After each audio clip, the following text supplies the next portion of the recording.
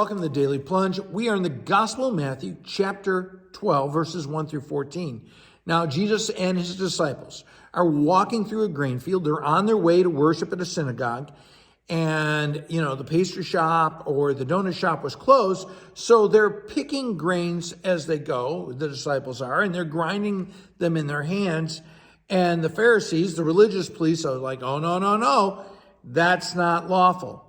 Now, one of the things about this passage is the phrase, is it lawful, pops up 4 times. And this whole passage is about law versus grace, okay?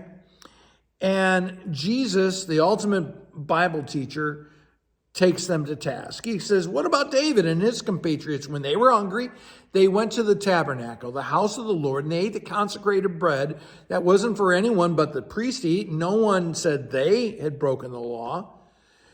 And what's funny is that the one who's saying this is Jesus, who is the bread of life. He is the consecrated bread for you.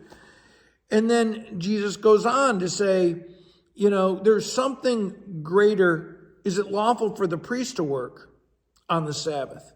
Well, pastors work on the Sabbath, right? Are they breaking the Sabbath? They're doing their task.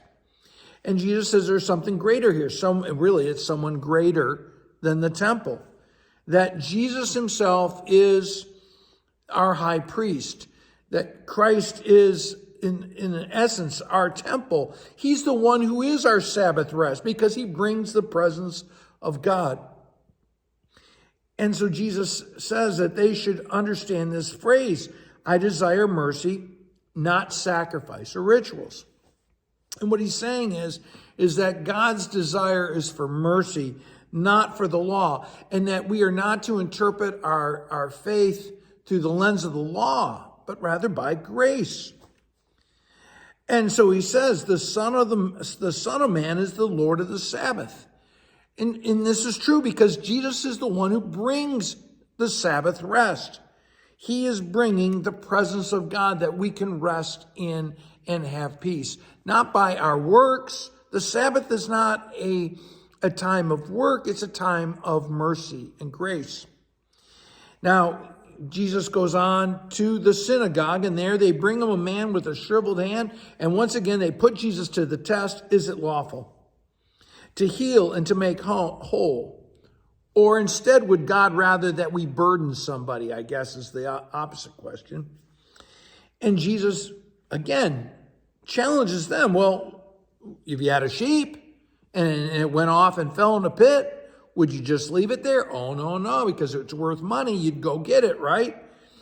How much more valuable is a person of God, the people of God, than any sheep, right? In fact, the good shepherd will end up giving his life on the cross for the sheep. And as he says, is it lawful to do good on the Sabbath?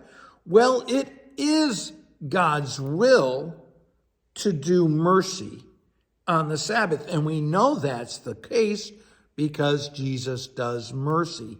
He heals the man. And then the Pharisees blast him, right? For showing grace, for showing mercy. And these workers of the law conspired to destroy Jesus. And they used the law to justify killing him. Which reminds us of the passage from 1 Corinthians 15, verse 56. That the sting of death is sin, and the power of sin is the law. The law crushes. Grace frees us.